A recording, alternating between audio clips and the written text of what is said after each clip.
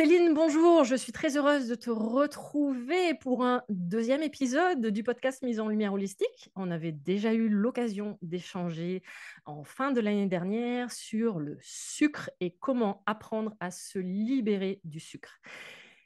Et comme je suis en train de faire une mini-série d'épisodes, alors deux, hein, sur le surpoids, je trouvais justement très intéressant d'avoir ton avis par rapport à ça.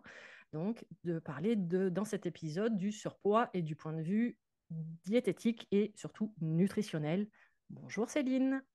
Bonjour, merci beaucoup de m'inviter encore une fois sur ton superbe podcast C'est que toujours un j'écoute, plaisir. que j'écoute. C'est toujours un plaisir d'échanger avec toi. Et d'ailleurs, je n'ai que des compliments sur libérer le sucre, puisque tu apprends encore des choses à certains malades, ce qu'on était en train de se dire en off, même des personnes diabétiques ont découvert des choses grâce à ton podcast.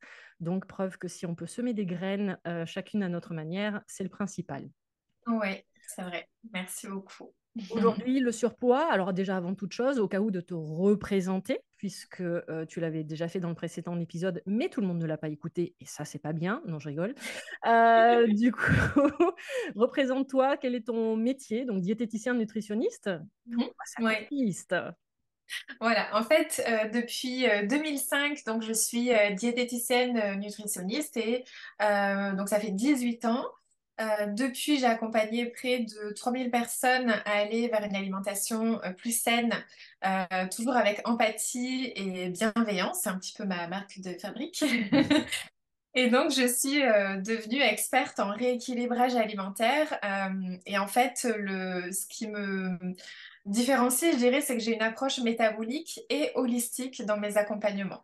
C'est pour ça que je m'intéresse beaucoup à ton podcast aussi, et le côté métabolique, puisque je me forme en permanence sur le fonctionnement du corps, du métabolisme, etc., pour pouvoir mieux prendre en charge mes patients. Et puis, j'ai moi-même expérimenté en fait un changement d'alimentation, puisque il y a quelques années, en fait, j'avais une alimentation où je mangeais au fast-food toutes les semaines. Ouh, c'est pas bien. Alors, Pas bien. Et puis, je suis passée de cette alimentation-là à une alimentation saine aujourd'hui, ce qui m'a permis aussi de perdre quelques kilos au passage. Et donc, aujourd'hui, une de mes spécialités, c'est d'accompagner notamment la femme dans la perte de poids.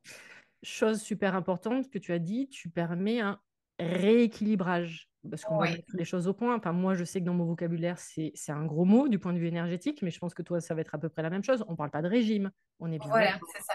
Oui. Régime, Régime, ça a toujours un sens restrictif. D'ailleurs, en diététique, on parle de régime quand on parle de régime sans sel, sans gluten, ouais. anti-cholestérol, voilà, régime diabétique, voilà. C'est un terme généraliste selon les pathologies en fait. Ok. Mais pour la perte de poids, régime, bon, ça a une consonance plutôt négative hein, pour le coup. Mhm. Et c'est aussi un déséquilibre énergétique, surtout au niveau du chakra du sacré, pardon, waouh, le bug. Non, chakra sacré. Donc, oui, oui, à partir du moment qu'on a le besoin et qu'on comment dire, qu'on rentre dans ce mode régime, automatiquement, ça va créer de la frustration et donc, du coup, un déséquilibre énergétique. Donc, Voilà. on bannit ce mot régime et on va parler justement de surpoids et surtout de rééquilibrage alimentaire. Par quoi tu veux qu'on commence? C'est quoi? Il y a une définition du surpoids? Oui, en fait, une définition vis-à-vis de l'IMC, en fait, mais D'accord. comme je le disais il n'y a pas longtemps dans un post, ça ne définit pas évidemment, ce n'est pas quelque chose, c'est pas un indice à prendre en fait À la lettre? à la lettre, ouais. Ouais. Parce que l'IMC, en fait, quelqu'un qui est en surpoids, c'est quelqu'un qui a un IMC supérieur à 25, entre 25 et 30. Et à partir de 30, c'est l'obésité. Donc l'IMC, c'est l'indice de masse corporelle. Et en fait, pour le calculer, il faut prendre son poids divisé par sa taille au carré. Ok. Donc si le résultat donne un chiffre entre 25 et 30, ça veut dire qu'on est considéré en surpoids. Et à partir de 30, c'est l'obésité. Et ensuite, il y a plusieurs grades. Ok. Voilà. Donc, dans l'idéal, c'est d'être entre 20 et 25. Et encore mieux, en fait, juste en dessous de 23, c'est vraiment l'idéal au niveau de cet indice-là. Après, malheureusement, l'IMC, ça ne prend pas en compte l'âge, le sexe, l'activité physique. Voilà, c'est juste le poids et la taille. La masse osseuse également, peut-être, enfin plein de Voilà, petits c'est détails ça. comme ça qui peuvent avoir toute Exactement. leur importance. Donc, ce qui est fort dommage sur l'idée. Ce qui est fort dommage et ce qui fait que, par exemple, les rugbyman, bah, ils seront toujours considérés en obésité, Eh oui, alors, alors que ça n'est pas du tout le cas. ouais, alors qu'il y en a qui sprintent sur des terrains, effectivement, j'aimerais bien être obèse comme eux dans ces cas-là. Ouais. Voilà, donc ça ne prend en compte que le poids et la taille, et non pas l'âge, le sexe, l'ossature, la musculature. Donc voilà, c'est vraiment Ne un pas se indice. fier, voilà, ne pas se Il ne faut fier à pas se 100%. fier. Ce qu'il faut surtout, ce que je disais, c'est voir l'évolution. C'est-à-dire que si à un moment donné, on commence un rééquilibrage alimentaire pour perdre du poids et qu'on est à un IMC supérieur à 30, l'intérêt, ce sera de voir qu'on change de grade et que donc on passe de l'obésité au surpoids. Mhm. Mais selon la morphologie de la personne ou son âge, on peut très bien ne jamais arriver à passer en dessous des 25. Et ce Ouais, qui ouais. sera tout à fait normal puisque la personne, elle n'est pas faite pour avoir un IMC en dessous de 25. Puis sachant qu'en plus la femme va avoir quand même des périodes, des cycles. Alors peut-être qu'on va en Ouais. parler un peu plus loin, je prends peut-être de l'avance, je suis Mhm. désolée, mais Mhm. la femme va avoir des cycles par rapport au fait qu'elle va passer mère, quand elle va passer en... Ouais. Alors, on va parler des off, on vient de parler de ma vie privée, puisqu'on parlait de ménopause et de préménopause, donc voilà, où effectivement il y a des caps également par rapport à ça, Et et que oui. le poids va avoir son importance. Mhm. Pourquoi on est en surpoids? Voilà, tu as 4 heures pour me répondre. Est-ce que c'est Alors, si simple que ça d'y répondre, finalement? alors, il y a plein de réponses en fait. Donc, les réponses les plus évidentes, c'est que souvent, bah, on a un apport calorique supérieur à nos besoins. Ok. Donc ça, c'est la réponse la plus logique. Euh, mais il y a aussi des causes méconnues. C'est-à-dire, par exemple, on peut aussi ne pas suffisamment manger. Et quand on est à un déficit calorique trop important, à un moment donné, le corps il peut se mettre un petit peu en mode survie. D'accord. C'est-à-dire qu'au lieu de puiser dans les réserves, bah, au Il va, contraire, il va tout bloquer il va et il stocker. va ralentir son propre métabolisme. Mhm. C'est-à-dire qu'il va ralentir l'activité peut-être digestive du cœur, des poumons, voilà, tout ce qui est de manière générale qui fait partie du métabolisme de base, hein, qu'on appelle. Et donc, bah, on va se retrouver avec un métabolisme de base qui va petit à petit diminuer. Et donc, bah, malgré qu'on mange beaucoup moins, il n'y a pas forcément de résultat de perte de poids derrière. C'est pour ça que quand les personnes font des rééquilibrages, je pense que c'est le premier truc où chaque fois on peut être étonné, c'est de se dire, mais en fait, je vais manger beaucoup plus que ce Ça. que je mange dans ma vie. Ouais, c'est ce que toutes mes patientes me disent en général. Et même elles ont le doute, elles me disent, mais je vais perdre du poids en mangeant comme ça? Oui, oui. Mais en fait, elles ne se rendent pas compte que, elles mangent trop peu, soit en termes de quantité calorique, soit au niveau de la répartition des nutriments, donc les protéines, les graisses, les sucres.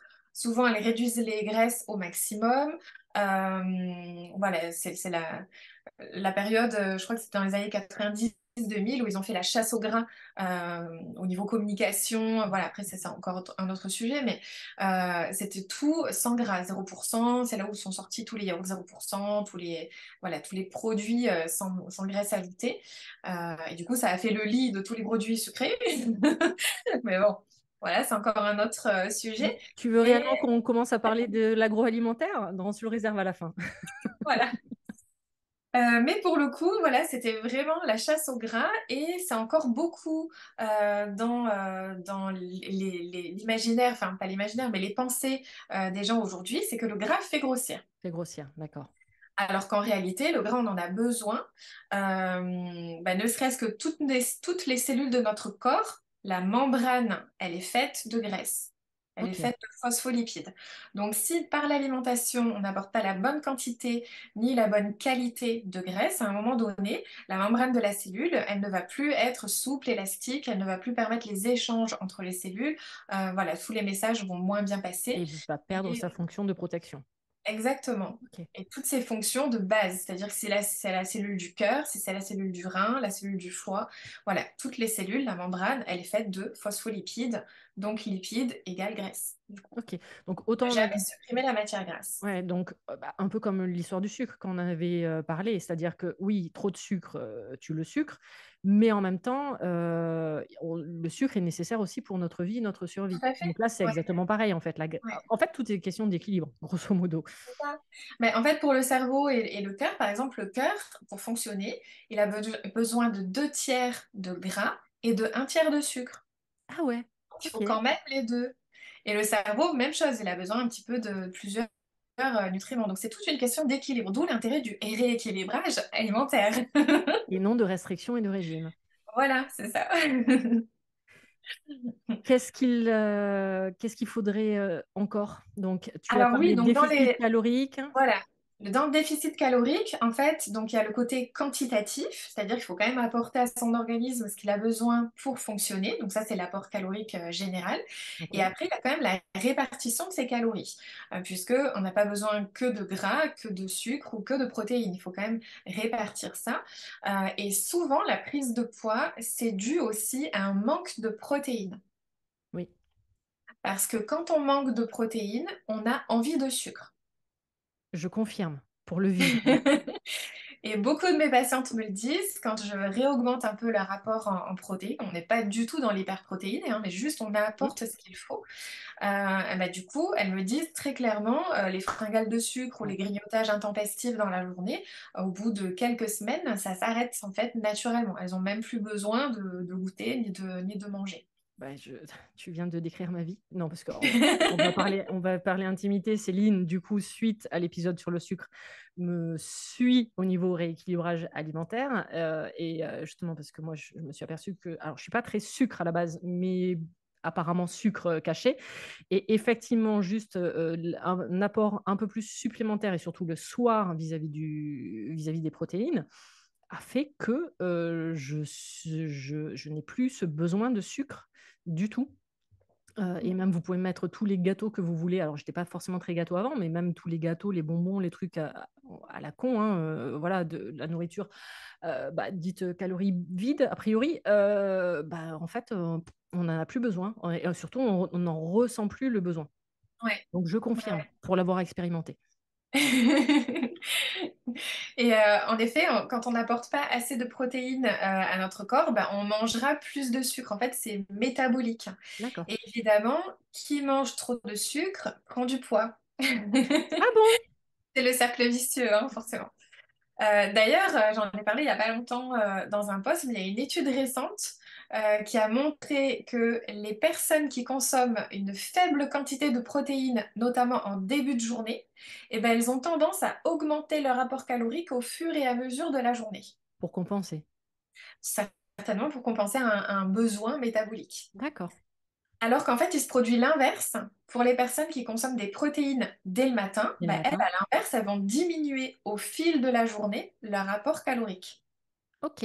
Et ça va même plus loin dans le choix qualitatif, puisque en fait, les personnes qui consomment en quantité adéquate la protéine dès le matin, eh ben, elles font des choix qualitatifs plus intéressants sur le restant de la journée. Ce qui est l'inverse, évidemment, des personnes qui mangent moins protéinées.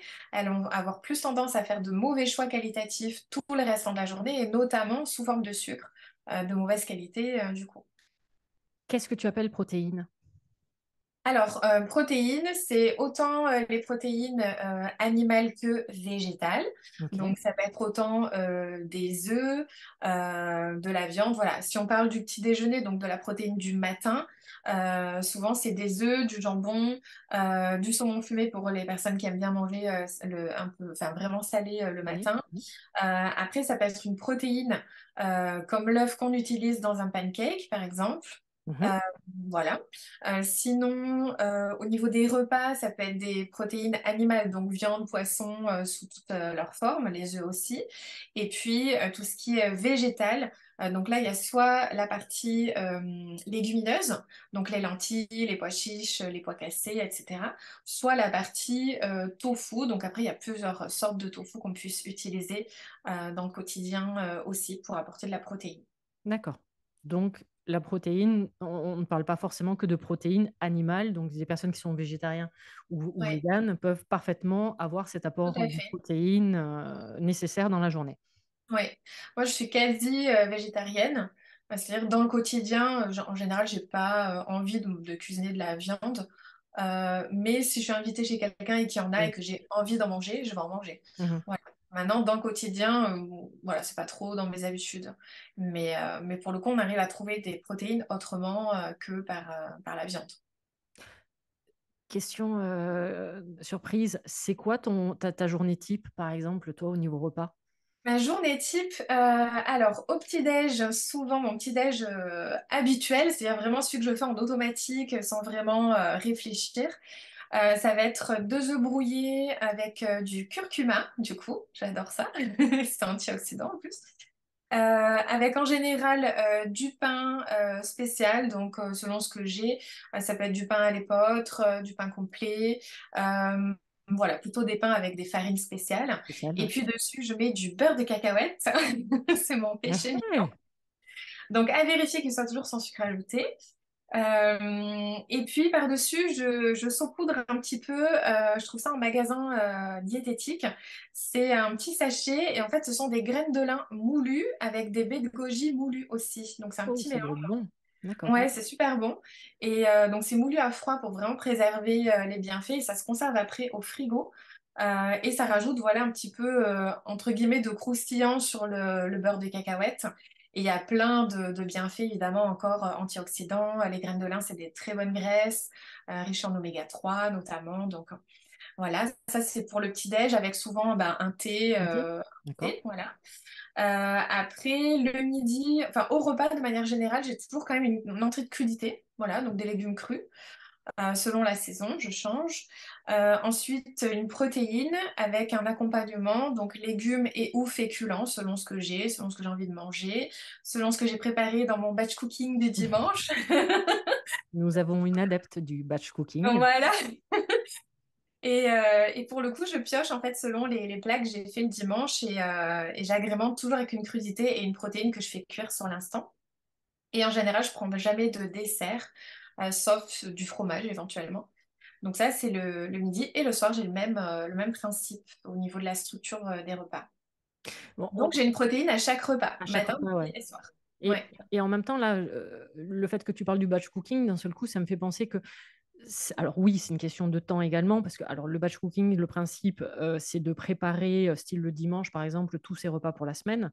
Comme ça, déjà, c'est une question aussi de temps durant la semaine, quand on n'a pas le temps. Et justement, je trouve intéressant aussi le côté, bah, ça évite peut-être comment dire, le côté émotionnel derrière de j'ai faim, Ouais, qu'est-ce que je vais faire?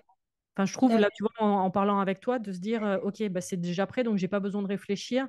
Exactement. Et ça fait que du coup, derrière, il va pas y avoir d'émotionnel de dire, non, mais là, j'ai besoin de manger, j'ai besoin de compenser quelque chose, quoi. Ouais. Et c'est souvent le conseil que je donne à mes patientes, c'est soit de prévoir du batch cooking, c'est-à-dire de prévoir, voilà, 3, 4 plats ou 2, 3 plats, ça suffit des fois pour piocher dedans dans la semaine.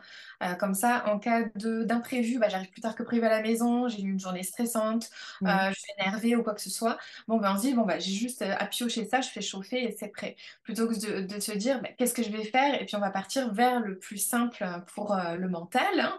Ça va être des aliments plaisir, des choses qu'on fait en automatique. Chips qui traînent là, il s'est perdu. Et puis, bah, c'est là où, en général, on fait moins bien pour sa santé ou si on veut surveiller un petit peu son poids. Donc, voilà. Donc, soit je conseille le batch cooking, soit pour les personnes qui veulent pas dédier un moment du week-end pour ça, bah, de prévoir des menus à l'avance. Mhm. C'est-à-dire de se dire, bah voilà, moi j'ai des patientes, par exemple, elles me préparent leur menu et je les corrige, et puis après elles tournent toujours avec les mêmes menus, en gros, sur Ouais, deux ouais. semaines. Comme ça, elles savent que tous les lundis, elles n'ont pas la même chose à manger et que ça tourne sur 2 semaines et en fonction de la saison aussi. Donc voilà, l'organisation, soit par le batch cooking, soit par les menus prévus à l'avance. Bon, bah, on sait qu'on a ça à faire, on reste sur ce qui est prévu. Et le côté émotionnel prend moins place du coup dans des journées difficiles aussi. Ouais. Et un conseil que tu m'avais donné également, et qu'évidemment je n'ai pas mis en place, mais ça, tu as le droit de me taper sur les doigts, c'est une question de temps, c'est que par exemple que j'ai un stock dans mon frigo de soja. Oui, de tofu, pardon, et que du coup, alors l'avantage, c'est que la DLC peut être longue de 1 à 2 mois, oui, et d'avoir oui, toujours un certain stock, par exemple, de tofu sous la main, et que si je ne sais pas quoi cuisiner, hop, je peux me sortir effectivement ça, et du coup, ça oui, fait des protéines. oui. Ou Ou des œufs, d'avoir toujours des œufs. ouais, Moi, des je œufs sais que ou les effectivement, légumes. voilà, je cuis une dizaine d'œufs pour la semaine. Et je sais qu'en cas, bah, j'ai au moins ça comme protéines déjà de cuit. Ou d'avoir toujours des bocaux de légumes, genre de haricots verts ou même des surgelés. D'avoir toujours, ils font vraiment des petits sachets qu'on peut cuire vapeur Ouais, avec des légumes dedans. Souvent, c'est très peu cuisiné, donc il y a pas de sucre ajouté. Ou même des sachets avec, je sais pas, les courgettes déjà en rondelles, les carottes, ouais, voilà. Ou même des poêlés. Ils font des poêlés wok oui, tout à fait. nature. Donc après, c'est juste à nous à réchauffer et à assaisonner. Ça peut être très vite fait. Et d'avoir toujours ça en dépannage au cas où, c'est vrai que ça peut être intéressant justement.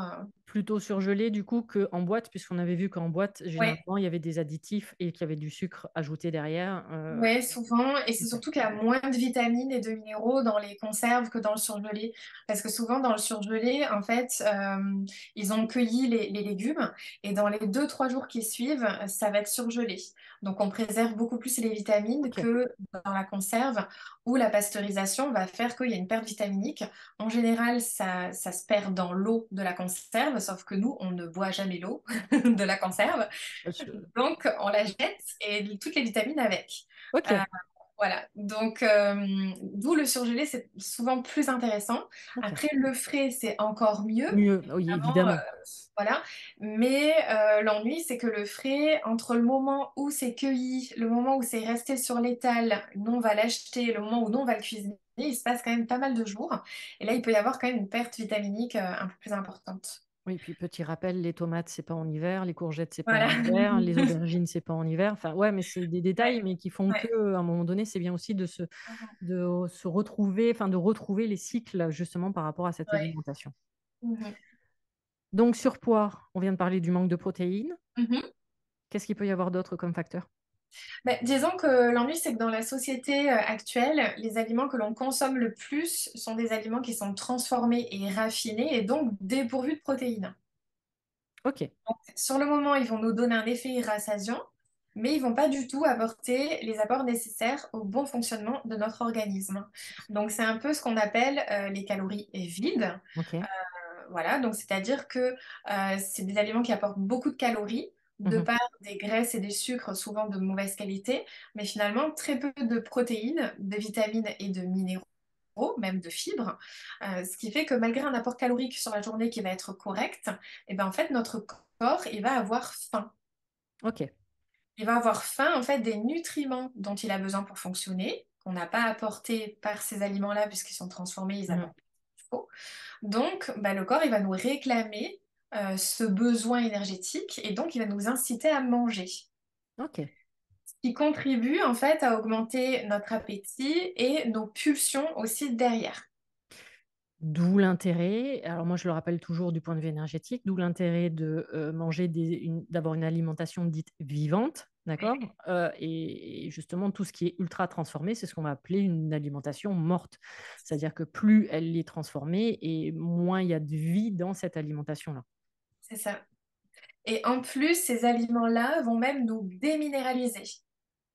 Ah oui, C'est-à-dire donc, que pour les ok. digérer, notre corps va puiser dans ses propres réserves de minéraux pour digérer cet aliment qui n'apporte rien.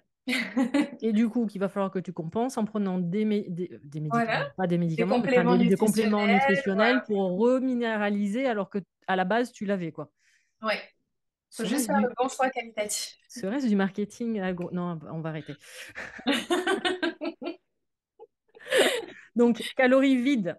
Donc, Oui, tout voilà. produit ultra transformé. Voilà, c'est ça. C'est pour ça qu'en Il y a- général, je conseille à tout le monde les aliments qui doivent constituer 80% de votre alimentation, ils ne doivent pas avoir d'étiquette. C'est-à-dire, il faut que ce soit des fruits, des légumes, des céréales complètes, des légumineuses. C'est en fait, c'est des aliments 100% naturels, vivants, comme tu disais, Ah oui, j'aime bien. qui sont des aliments qui vont nourrir réellement notre corps. Et après, on garde 20% pour le côté sans étiquette, enfin avec étiquette, mais voilà, plaisir, on va dire, parce que bon, ça fait partie de la vie quand même. Mais Bah, si 80% du temps on fait les bons choix, déjà ça. si l'étiquette fait un bras, il faut s'inquiéter, quoi, quand même, à un Ah moment donné. oui, oui. En effet. Je, voilà. Non, je parlerai pas d'agroalimentaire. J'ai travaillé pour une usine, effectivement, connue mondialement. Et oui, j'étais sur une chaîne de madeleines. Quand tu fais des madeleines à la maison, c'est quoi? C'est trois, quatre aliments de mémoire, enfin, de Ouais, quatre ouais. produits. Ouais. Là, la liste, c'était à peu près 50. Donc, et tout ça parce que c'était du sans gluten. Oui, bah Or, oui. le sans gluten, a priori, tu changes juste la farine et tu passes déjà en mode sans gluten. Mm. Bref, non, c'était pas le but. Et c'est le problème des pains sans gluten qu'on achète dans les petits sachets, c'est des genres des grandes tartines. Bah souvent, j'ai des personnes qui veulent perdre du poids, mais en même temps veulent éviter le gluten. Ouais. L'ennui, c'est que ce type d'aliment peut empêcher leur perte de poids. Parce que dans les ingrédients, il y a du sucre, en plus de super mauvaise qualité. Il y a des graisses hydrogénées. Enfin bon, c'est pas du tout le bon choix. Donc on se retrouve en difficulté face à des patientes parce que bah, il n'y a pas les produits qu'il faut en fait au niveau industriel. Ça correspond pas du tout aux objectifs. Donc à faire attention quand même. C'est pas parce que c'est sans gluten que ça vous fera perdre du poids. Bah, Euh, il faut garder en tête que oui, c'est sans gluten, mais c'est surtout industriel. oui, Il faut garder ça en tête parce que le sans gluten, exactement. finalement, j'allais dire, c'est facile. Alors, pour l'avoir expérimenté pendant 4 ans, le sans gluten, à partir du moment que tu rentres dans ce processus-là, c'est super simple à la maison. Mhm. Tu changes tes farines, tu vas prendre des pâtes différentes. Enfin, voilà, mais les produits transformés, à partir du moment que c'est des Et oui. produits venant de l'agroalimentaire où c'est étiqueté sans gluten, il y a agroalimentaire derrière. Donc, ils sont obligés de compenser absolument tout le reste. Et Mhm. comme j'ai dit, quand je blague pas par rapport à des madeleines, pour l'avoir vu et y avoir bossé pendant un an sur cette ligne-là, non, je confirme, il n'y a pas que 4 produits dans ces madeleines-là. On n'est pas là pour faire le procès. Bref, Oui. manque de protéines, calories vides. Mhm. Ça, c'est les raisons un peu méconnues de la prise de poids. Après, il y a un point important aussi, c'est la flore intestinale. Donc, on appelle ça aussi le microbiote. Ouais. Donc ça, c'est en fait le microbiote, c'est dans nos intestins. On a plein de familles de bactéries qui vont nous aider du coup à digérer. C'est aussi le siège de notre immunité. Mhm. Et c'est là où on assimile toutes les vitamines, les minéraux. Voilà, il y a plein de choses qui se passent à ce niveau-là. Et on dit même que c'est le deuxième cerveau, hein, Tout à du fait. coup. Ouais, ouais. Moi, je dirais même le premier, mais voilà. Selon, selon certains C'est humeurs. mon point de vue. Voilà, parce qu'en fait, il faut savoir qu'une flore déséquilibrée, ça peut engendrer derrière des pathologies. Donc, certes, des pathologies digestives, ça peut être de la constipation, de la diarrhée ou la fluctuance des deux. Ça peut être aussi de l'eczéma, des problèmes de peau. Une dépression aussi peut être due à une flore intestinale Ah déséquilibrée. ouais, toutes les Voilà, conséquences que parce ça que peut c'est là avoir. où on sécrète aussi la sérotonine. Mhm. Donc voilà, il y a plein de choses liées. Mais aussi, dans la flore intestinale, il y a des bactéries qui sont très importantes pour la santé. Et notamment, si on a une flore déséquilibrée, en fait, ça peut provoquer un diabète de type 2. Ça Ok, peut provoquer un syndrome métabolique, donc c'est une augmentation très forte de notre risque cardiovasculaire. ok. Ça peut provoquer un foie gras. Mhm. Et puis, bah, du surpoids, forcément, ça peut faire prendre du poids et ça peut même empêcher de perdre du poids. De perdre du poids. D'accord. Voilà. Puisqu'on l'a vu dans plusieurs études, en fait, le microbiote des personnes qui sont en surpoids, il est bien différent, en fait, des personnes qui ont un poids normal. En fait, il est beaucoup moins diversifié. Parce qu'on a Ok. plusieurs familles de bactéries. Et en fait, selon notre mode de vie, donc si on mange des aliments qui sont morts, par exemple, Mhm. euh, industriels, donc, forcément, ça ne va pas Transformé. nourrir d'une bonne façon notre microbiote. Ouais. Euh, Voilà, parce que en fait, notre flore intestinale est composée de différentes bactéries et il suffit de peu de choses dans le quotidien pour que ces familles de bactéries soit prolifèrent dans le mauvais sens, soit s'appauvrissent. Donc ça crée un déséquilibre. Mhm. Et en fait, ce déséquilibre provoque toutes les pathologies que j'ai citées du coup juste avant. Mais ce déséquilibre peut se faire très facilement. Il suffit qu'on soit stressé, qu'on ait une alimentation avec des conservateurs, des additifs, etc. Donc des aliments transformés. On a eu une gastro, par exemple, hein, tout Ouais. simplement. On boit l'eau du robinet, dedans il y a du chlore. Le chlore déséquilibre la flore intestinale. On avale le dentifrice, il y a du fluor, ça aussi, ça déséquilibre la flore intestinale. Et puis le Ah, stress, comme j'ai dit, etc. Voilà, des c'est trucs des tout tout bêtes. petits trucs. Ouais, ce que j'allais dire, hein, des tout Tout petits bête, trucs mais pour dans faire le la quotidien, digestion. cumulé tout le temps, tout le temps, tout le temps, on se retrouve à avoir une flore déséquilibrée et à avoir, avec un peu de chance, juste des symptômes digestifs, donc ballonnement, flatulence, diarrhée, constipation, gastrite, reflux, etc. Ok. Mais ça peut aller plus loin avec des problèmes de peau comme psoriasis, eczéma, ou, comme je l'ai dit, une dépression ou des pathologies plus métaboliques, comme un foie gras, un diabète de type 2, la prise de poids, etc. Donc, vraiment, c'est pour ça que je dis que c'est le premier cerveau pour moi. Mhm. Et aussi, d'ailleurs, c'est lié avec les maladies neurologiques. Par Ah, exemple, je t'écoute. Parkinson ou Alzheimer. Ah En mince. fait, voilà, en fait, ces pathologies-là, les premières lésions neuronales, elles sont intestinales. Ok. C'est-à-dire qu'elles ne sont pas au niveau Dans des le neurones cerveau. du cerveau. Tout C'est à en fait. premier au niveau intestinal et on peut même le détecter 10 ans avant l'apparition des premiers symptômes. Waouh. Ok. Donc, pour dire que c'est vraiment très important de veiller à avoir un microbiote bien équilibré. Puisque après, il y a derrière le côté, ce qu'on appelle les intestins poreux. Mhm. Donc, il y a plein de choses qui vont passer en fait dans le sang.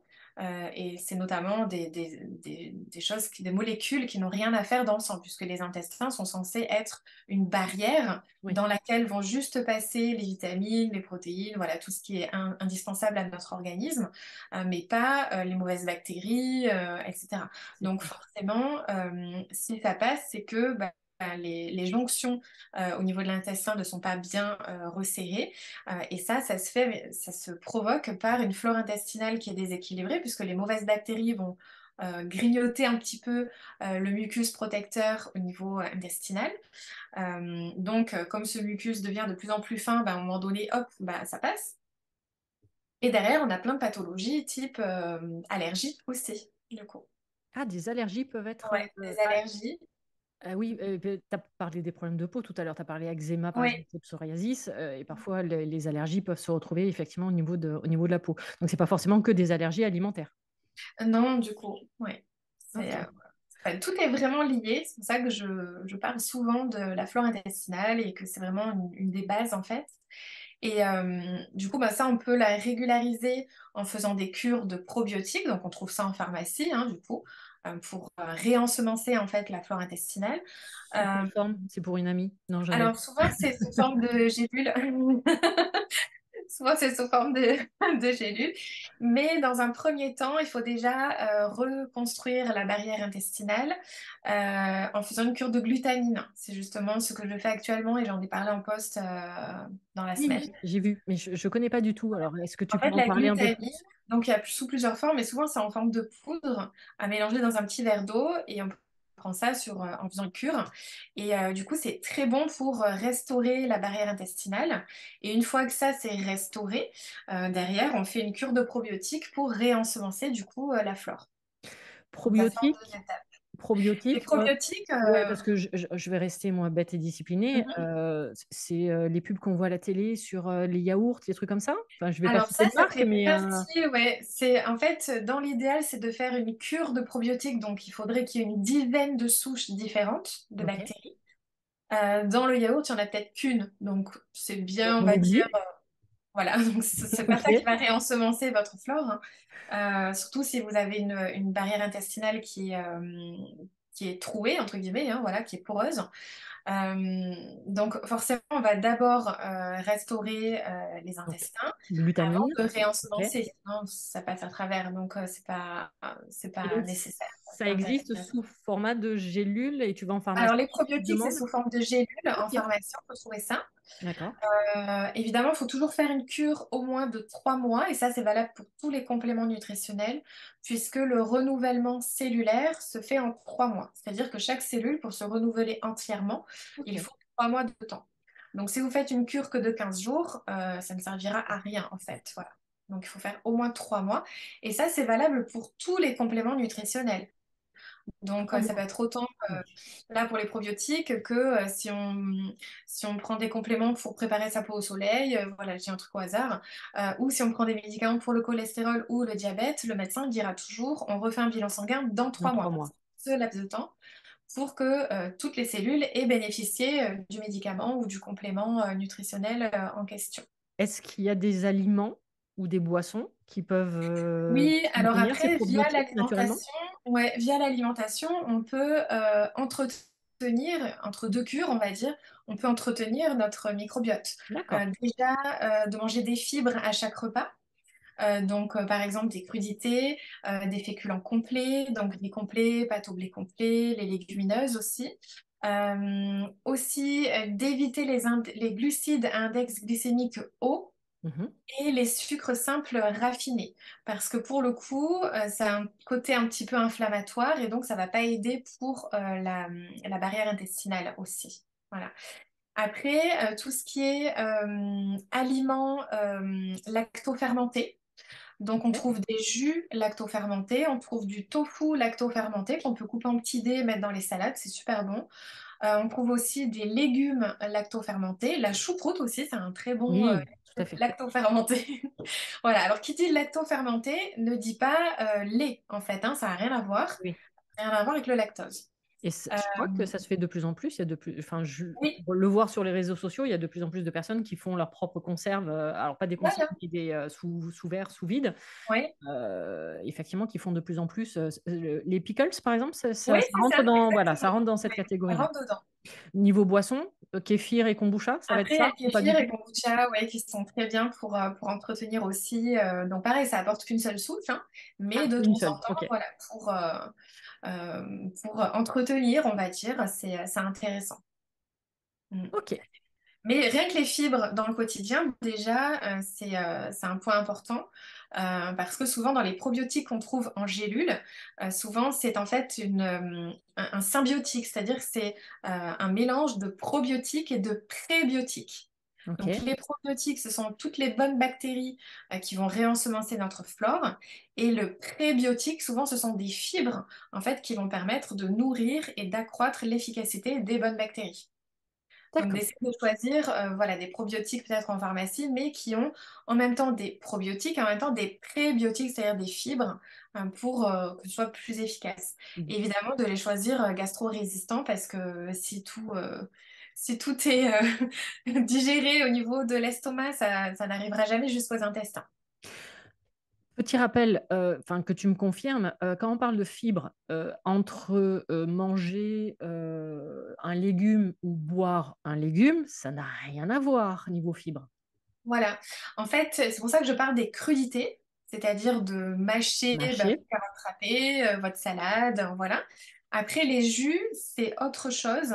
C'est-à-dire que là, ça va être intéressant justement pour mettre au repos peut-être les intestins, si on est un peu sensible vis-à-vis des fibres, et de bénéficier quand même de toutes les vitamines, les minéraux, le côté antioxydant, anti-inflammatoire, voilà. Donc ça D'accord. peut être intéressant en termes de prévention santé. Voilà, on sait dans la santé préventive, de boire un petit jus de légumes, alors pas de jus de fruits, hein, forcément, Mhm. ou alors on met un fruit pour 4 légumes différents, par exemple. Voilà, 15 minutes avant un repas, ça peut permettre de redonner en fait de l'énergie, de la vitalité, puisque c'est un jus qu'on aura fait sur l'instant, donc c'est très riche en nutriments comme les vitamines, etc., des minéraux. Donc ça peut être intéressant pour le côté vitalité et santé, Ok, mais pas par rapport mais au microbiote pour le voilà, coup. on est d'accord. Ouais, Et ouais. ça va perdre ses vertus quand même au niveau des fibres, quoi. Oui, c'est ça. Bah, du coup, il n'y a pas de fibre du tout, Bah, il hein. n'y en a plus. Le jus Voilà. est séparé, quand on fait l'extracteur, en tout cas, le jus est séparé des fibres. Donc, il n'y a plus du tout. Oui, donc les personnes qui vont aller vers des soupes ou des jus de légumes, de ne pas se dire, c'est bon, j'ai mon taux de fibres pour ma journée. C'est faux. Les soupes, c'est différent parce que ça va être un légume cuit qui va être mixé. Donc Ok, les fibres sont quand même présentes. présente, ça marche. Euh, Dans le jus, c'est vraiment quand on fait à l'extracteur, c'est-à-dire que Ah oui, ça va séparer t'as la euh, pulpe d'un côté, et oui, tout à fait. voilà, les fibres et le jus. Après, ce qui peut être intéressant si on veut garder les fibres, c'est en effet soit de faire des gazpacho, des soupes, comme ça on garde les fibres, ou Mhm. les smoothies. Voilà, comme ça il y a le mixé entier. Ok, On- et puis on boit complètement le fruit ou le légume mixé. Voilà, ok. là on préserve du coup, on préserve les fibres. Microbiote, on a fait le tour, a priori. Oui, je pense que c'est pas mal. Quels sont les autres facteurs au niveau du surpoids? Alors, une chose à laquelle on pense pas souvent, c'est le sommeil. Mhm. En fait, un manque de sommeil peut nous faire prendre du poids. Parce que, en fait, idéalement, à l'âge adulte, on a besoin d'avoir à peu près 7h30 de sommeil. C'est une moyenne. En vrai, ça varie entre 6 et 9 heures, selon les Ok. besoins de chacun. Et en fait, si on ne dort pas suffisamment ou si on n'a pas un sommeil réparateur, ça va créer des sécrétions hormonales qui peuvent modifier nos ressentis et nos comportements alimentaires. Par exemple, on va sécréter plus de gréline, qui est une hormone qui est sécrétée au niveau de l'estomac et qui va avoir tendance à augmenter l'appétit. Ok. D'un autre côté, on va sécréter moins de leptine. Ça, c'est une hormone qui est sécrétée par le tissu adipeux et en fait qui normalement nous permet de ressentir la satiété. La satiété, c'est quand on ressent qu'on n'a plus faim. Donc elle diminue. Donc ça veut dire que d'un côté, il y a la gréline qui augmente et qui du coup qui augmente notre appétit, et de l'autre, la leptine qui pourrait nous dire Dire stop, stop, j'ai plus faim, bah elle est de moins elle en te moins dit sécrétée. rien. Donc forcément, on va manger plus que nos besoins. Ok. D'autant que ces hormones, en fait, elles vont nous orienter vers des aliments plaisir, des aliments qui vont nous donner envie. Donc selon nos préférences, on aura envie de salé, de sucré, de gras ou les trois en même temps. Voilà, sachant qu'en plus, on ressent une fatigue physique et que Mhm. souvent notre réflexe quand on est fatigué, c'est de se dire je vais manger, ça va me rebooster. Oui. Sauf qu'à ce moment-là, on ne fait pas forcément les meilleurs choix. Voilà ce que j'allais dire. L'idée peut être bonne, mais si tu te diriges vers les, entre guillemets, mauvais aliments ou ceux qui t'apportent rien, c'est l'effet qui se coule et c'est le serpent qui se mord la queue, quoi. Ouais, c'est ça. Et puis, il faut savoir qu'en fait, qu'un manque de sommeil peut nous faire consommer entre 380 et 550 calories de plus chaque jour. Ce qui n'est pas négligeable si tu dois être en Non, déficit c'est calorique. l'équivalent d'un repas, en fait, Ah à peu ouais, c'est près. énorme. Ouais. Et sans qu'on s'en rende compte. Parce que, en fait, on a de vrais ressentis, on a une vraie faim, puisque notre corps, il nous réclame cette énergie. Mhm. Donc, c'est une vraie faim qu'on ressent, donc on se dit, j'ai vraiment besoin de manger. Mais malheureusement, on ne va pas s'orienter toujours vers des aliments qualitatifs. Mhm. Ou si on fait quand même attention, malheureusement, on risque de manger plus que nos besoins quantitatifs, puisque bah, toutes nos notions de satiété du fait des hormones va être complètement déséquilibrée. D'accord.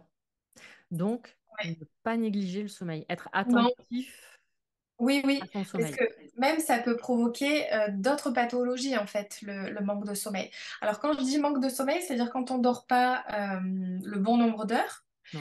ou même quand on dort le bon nombre d'heures, mais qu'il y a des troubles du sommeil, c'est-à-dire on Oui. va se réveiller, voilà. Et en fait, ça peut engendrer, mis à part le surpoids, ça peut engendrer d'autres pathologies, comme Mhm. par exemple le diabète de type 2, des maladies cardiovasculaires, le cancer aussi. Le manque Ouais. de sommeil engendre en fait un stress oxydatif dans notre corps, donc ça facilite évidemment l'arrivée de cancer. Les troubles digestifs comme des reflux ou le syndrome du côlon irritable. Mhm. Les maladies neurologiques comme Alzheimer ou Parkinson, même des troubles de l'humeur comme la dépression, Mhm. voilà, et des troubles immunitaires et inflammatoires, puisqu'en fait un manque de sommeil peut entraîner un état inflammatoire chronique qui peut Ouais. engendrer derrière d'autres pathologies, puisque il n'y a pas de pathologie sans terrain inflammatoire. Donc ça fait le lit Tout en à fait fait. de toutes les pathologies derrière. Après, là, sincèrement, du point de vue énergétique par rapport au chakra, tu viens de décrire plein de déséquilibres et surtout du plexus solaire. Et ensuite, en médecine chinoise, oui, il va y avoir des liens également, puisque par exemple, l'agitation nocturne, on sait qu'on va aller sur le cœur. Mhm. C'est l'organe du cœur qui va gérer ça, principalement, hein, puisqu'après, il peut y avoir d'autres déséquilibres, mais c'est principalement le cœur. Et tu en as justement parlé en disant qu'il peut y avoir des problèmes hypertension, enfin, pardon, Maladie de cardiovasculaire. maladies cardiovasculaires. Donc finalement, même avec la médecine chinoise, quand on fait le lien, tout est lié et logique à un moment donné Oui, par rapport au corps humain. c'est ça. Donc, ne pas négliger son sommeil. Oui, voilà, ça fait partie vraiment des points auxquels on ne pense pas du tout, en fait. On ne sait pas Tu, que notre sommeil peut nous faire prendre du poids. En tant que nutritionniste, t'as des conseils justement par rapport au sommeil ou pas? Ça va être vraiment d'essayer de se coucher, se lever toujours dans les mêmes heures pour Ok. régler en fait notre horloge biologique. Mhm. Après, il y a aussi au niveau alimentaire des choses à prendre en compte, notamment un certain neurotransmetteur, donc c'est la sérotonine Ok. qui est importante. Et la sérotonine, en fait, elle va régulariser notre horloge biologique. Derrière aussi nos comportements alimentaires, notamment si ça concerne des pulsions. Mhm. Voilà. Et la sérotonine, on la sécrète quand on apporte suffisamment de protéines dans sa journée. Ah, on revient à ça. On revient aux protéines. Donc, en C'est drôle. commençant le petit-déj, le midi, le soir, on a suffisamment de protéines sur toute la journée. Et donc, la sérotonine, elle est sécrétée, notamment, on va chercher à la sécréter plutôt en fin de journée, puisque c'est un précurseur de la mélatonine, qui est très connue en fait dans les troubles du sommeil. Ok. Parce que souvent, on prend des compléments Oui, tout à nutritionnels fait. de mélatonine, voilà. On peut la sécréter naturellement, en fait, via l'alimentation. Donc, en choisissant bien son apport protéique, en rééquilibrant un petit peu dans la journée, voilà, pour que les neurotransmetteurs soient bien sécrétés au bon moment. Et pour améliorer du coup le sommeil et les comportements derrière sur les journées qui suivent. Parce que quand on a un bon taux de sérotonine, derrière on va avoir un bon taux de dopamine qui est sécrété souvent le matin. En fait, c'est un neurotransmetteur qui va nous permettre de nous booster, de nous donner l'envie de faire, la confiance en soi. Donc voilà, c'est un cercle vertueux après derrière. Tout est lié les uns Ah aux ouais, autres. ouais. Et là, tu apportes la preuve que c'est alimentation et sommeil, mais dans la main, quoi. Ah oui, ouais, ouais, ouais. Après, il y a plein d'autres choses. Le stress aussi, hein, Oui, évidemment, oui. ça a son importance. Voilà, il y a plein de paramètres, en Mais fait. en même temps, si tu prends l'exemple du stress, oui, tu dors mal, mais tu manges mal. Ouais, Ou alors tu vas aller sur une alimentation ça a émotionnelle. les mêmes conséquences, en fait. Et oui, exactement. Mhm.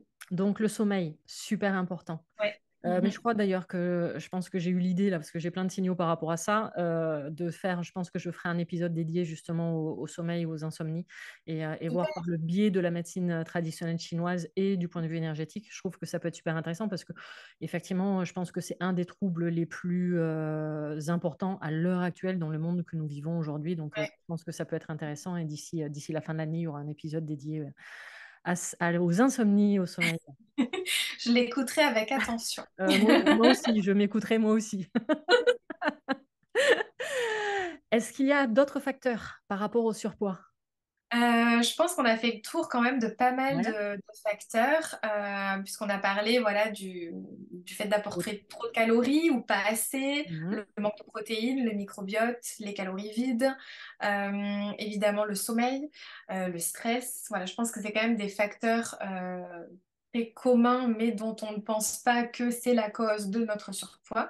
Après, évidemment, il y a tout ce qui peut être dérèglement hormonal et autres, mais ça, du coup, c'est pas trop mon domaine. Voilà, Oui, et c'est puis plus là, on fait de l'individuel dans ces cas-là aussi. plus.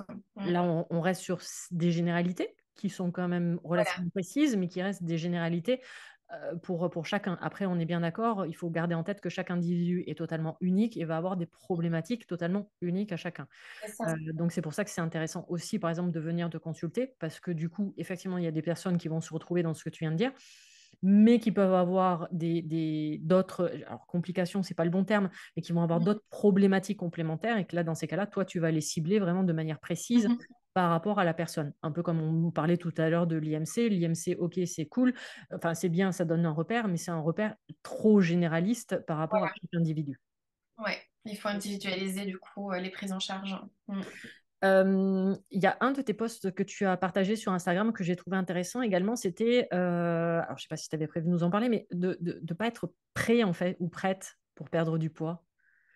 Ah oui, oui.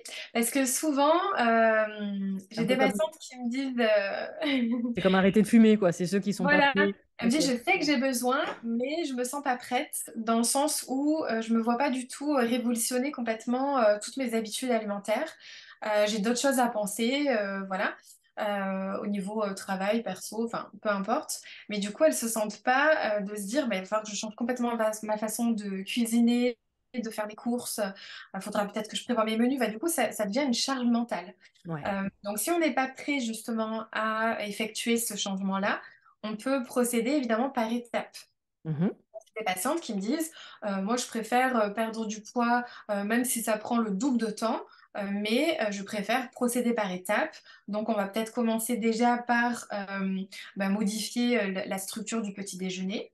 Une fois que ça se sera acquis, on passera peut-être à l'hydratation ou l'inverse, hein. Après, ça dépendra les choses à modifier chez chaque personne. Les motivations.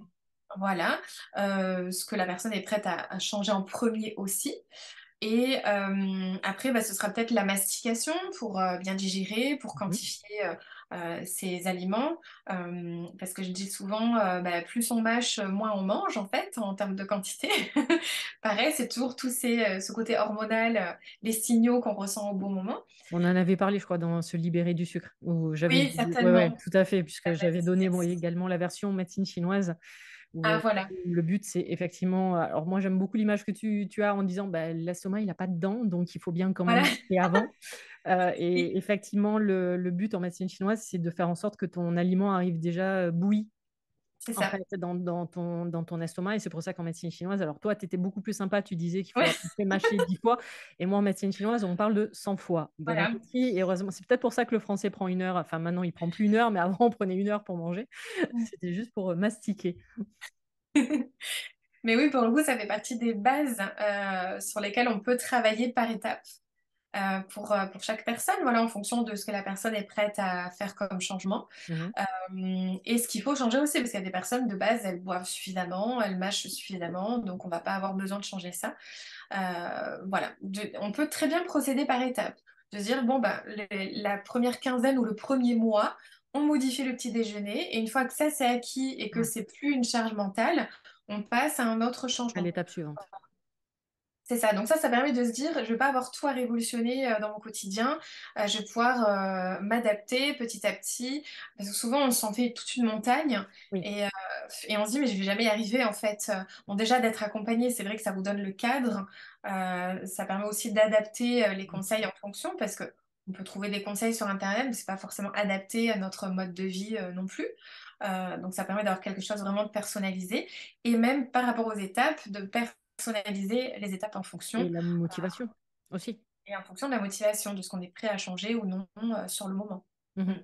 Oui, puis toi, de te dire, ah bah tiens, ouais, parce que parfois, nous, on voit pas forcément les changements ou c'est pas flagrant et que Ouais. toi, d'un œil extérieur, tu dises, ah bah si, il y a quand même ça. Tu fais, ah ouais, c'est vrai, j'avais Oui. pas vu, effectivement. Ouais, souvent on oublie en fait. Et c'est fréquent que je dise à des patientes, bon, alors voilà, au départ, on avait dit qu'il fallait mettre ça en place, ça. Donc aujourd'hui, tout est mis en place en fait. Donc elles me disent, oh, c'est vrai que, parce qu'elles elles sont restées sur leurs échecs, les choses qu'elles n'arrivent pas Oui, encore c'est à ça. faire. Et je dis, mais rappelez-vous, en fait, il y a déjà 2 ou 3 trucs que vous avez déjà mis en place et que vous faites automatiquement sans même plus y réfléchir Mhm. dans le quotidien.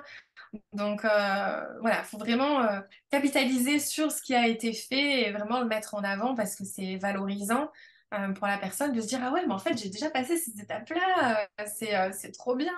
Et de se voir évoluer, du coup ça motive pour la suite et pour passer à l'étape suivante. Et surtout, je pense que ça crée beaucoup moins de frustration, du coup. Mm, exactement. Et là, on revient sur l'histoire du régime où effectivement, très souvent, tu as des personnes qui se sentent obligées de se mettre au régime Ouais, et qui va créer de la frustration et qui, de point de vue énergétique, de toute façon, va créer automatiquement des déséquilibres. ouais, c'est ça. Qu'est-ce qu'on peut dire encore sur le surpoids? Bon, on en a dit Je beaucoup. pense Enfin, tu en as ouais, je dit pense qu'on beaucoup. peut résumer déjà ce qu'on a dit. C'est-à-dire en priorité d'avoir le bon apport de protéines dans le quotidien et notamment dès le matin, hein, puisqu'on l'a vu dans l'étude dont j'ai parlé, que ça génère derrière nos choix quantitatifs et qualitatifs. Donc, tu es plus une adepte du coup du petit déjeuner salé que sucré. Ouais, plutôt salé. Après, je dirais plus protéiné. Ok. Mais il faut faire attention aux glucides que l'on choisit au petit-déj. Parce que on a besoin de glucides dès le matin. Donc, comme je disais tout à l'heure, du pain, des flocons d'avoine. Enfin, je disais moi pour mon petit-déj le pain. Mais ça peut être aussi des flocons d'avoine qu'on fait dans un porridge. Donc, ça peut avoir un goût légèrement sucré si on met des fruits dessus. Ce Mhm. qu'il faut surtout éviter, c'est d'apporter des glucides au petit-déj qui vont avoir tendance à augmenter notre glucose dans le sang de manière, enfin, sous forme de pic. Donc là, tu es en train de parler des céréales, par exemple. On va Par pas... exemple, les on va- céréales pour petit déjeuner, les céréales pour petit déjeuner ou la confiture sur la tartine, la baguette de pain blanc. Voilà, ça, c'est des choses qu'il faut absolument éviter le matin. Ok. Parce que le matin, on a besoin de sécréter la dopamine dont j'ai cité tout à l'heure. Et cette dopamine, en fait, pour bien passer la barrière encéphalique, elle a besoin que le sang ne soit pas trop sucré. Si le sang Une, est trop sucré, la dopamine ne n'est pas sécrétée. une idée reçue justement par rapport à ça. Jus d'orange, pas jus d'orange, enfin orange ou jus tout court, hein, oui ou non? Alors à éviter, Bah ouais, voilà, on est d'accord. à éviter. En fait, le combo jus d'orange, pain, beurre, confiture, À la café totale. sucré, c'est la totale. Tu repars te coucher Là, vous aussitôt, êtes quoi. sûr qu'au niveau vitalité, au niveau poids, il n'y a rien y a rien qui va. C'est Ouais, pas donc possible. grosso modo, le petit-déj qu'on connaît en France est nullissime, quoi. Ouais, ouais, ouais. Faut plus s'orienter vers les petits déj salés, comme ils font un peu dans les pays du Nord, hein. Ouais, ouais. Peut-être pas partir sur les haricots aux saucisses, voilà. On va trouver Mais, le juste milieu. mais on peut avoir un petit déj sucré entre guillemets qui apporte suffisamment de protéines. Par exemple, ça peut être un porridge, voilà, dans lequel on met des fruits et puis on mange son œuf à côté. Ou ça peut être des pancakes. Mm. Dedans, il y a de l'œuf, donc on peut très bien les manger avec du beurre de cacahuète dessus. Aussi, sinon, ça peut être un bowl cake, par exemple. Mhm. C'est un œuf avec une farine et puis ou des flocons d'avoine. Et puis on fait cuire ça au micro-ondes et après on rajoute peut-être des fruits ou de la purée d'amande, voilà par exemple. Mais voilà, ça peut avoir un goût sucré sans que ça ait une incidence sur notre glycémie derrière. Bah, si je prends l'exemple, moi, de mon petit-déj, du coup, que tu m'as fait modifier. Alors, j'avais déjà certains préceptes, mais j'ai rajouté l'œuf auquel je ne pensais Ouais. pas. Donc, c'est effectivement un pancake. Donc, ça se résume à de la farine de sarrasin, donc du coup, sans gluten, un œuf que je ne mettais pas avant et que je mets maintenant, et de l'eau. Voilà en quoi Voilà. consiste mon pancake. Et par-dessus, une fois qu'il est cuit, donc je le fais cuire à la poêle avec un peu de matière grasse. Quoique non, j'ai Mhm. arrêté du coup la matière grasse. Et avec par-dessus ma purée d'amandes faite maison. Voilà. Voilà mon petit-déj. Après, pour les matières grasses de cuisson, au petit-déj, c'est sympa d'utiliser de l'huile de coco, par exemple, Ok, d'accord. ou du ghee. Justement, j'en ai parlé il n'y a Et pas longtemps. ouais, et je connais pas. Voilà.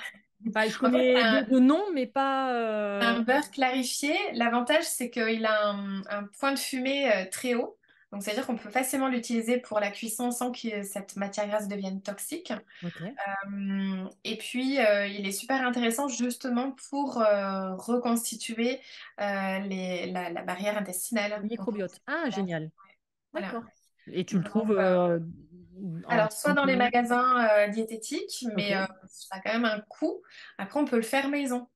Ok, Ouais, d'accord. on peut le faire maison. En fait, c'est un beurre clarifié, c'est-à-dire qu'on va laisser fondre Oui, le beurre voilà, jusqu'à ce qu'il fonde. la casserole, ouais. Et on va clarifier par-dessus, on va enlever à chaque fois la petite mousse qui remonte.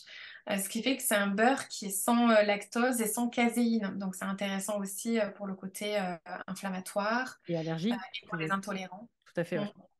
D'accord. Voilà. Donc ça pour le matin, parce qu'il faut quand même un peu de matière grasse. Après toi, tu l'as avec ta purée d'amande. Mhm. Voilà. Mais quelqu'un qui mangerait les pancakes tout seul sans mettre de graisse dessus, il faut peut-être penser à rajouter de la graisse soit dans la pâte, soit dans la cuisson, justement pour qu'il y ait un minimum de graisse apportée au petit-déj. Ouais, parce que j'avoue que là, manger mon pancake comme ça sans rien, Bah, il y en a c'est pas juste, très voilà, glamour.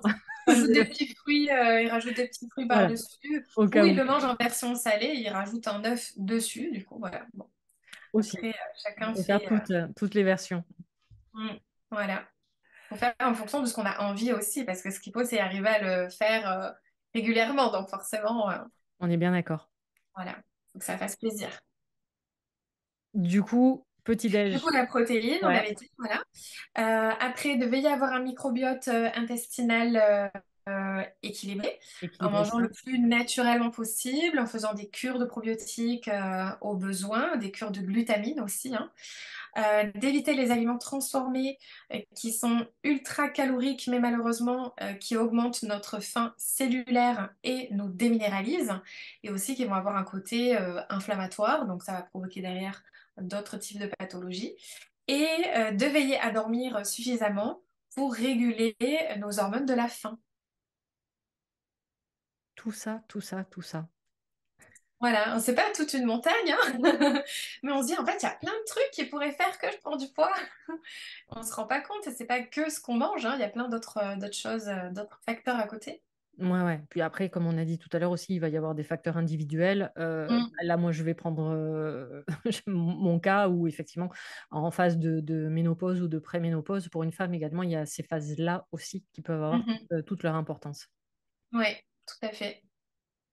Mhm. On a fait le tour, on a vu quand même beaucoup, Je pense. beaucoup de choses qui parfois sont complémentaires avec justement l'épisode qu'on avait fait sur le sucre. Donc Ouais. n'hésitez pas sincèrement à aller le réécouter ou l'écouter ou le réécouter parce qu'effectivement il y a des réponses que vous pouvez avoir également dans cet épisode-là ou quand Céline vous parle du pain par exemple ou du riz complet et tout ça. Voilà, donc les réponses vous les avez dans l'autre épisode. D'où l'importance également de se faire suivre. C'est pour ça que toi, tu as créé justement aussi un programme. Enfin, tu as différents programmes, Oui, autant sur se libérer du sucre, mais également des accompagnements individuels où justement tu permets de motiver les femmes principalement. Euh, ouais, majorité, c'est femmes, oui, d'accord? oui, oui, oui. D'accord. Oui. Pour travailler sur l'estime de soi, la confiance en soi et, et sur l'image de soi. Ok.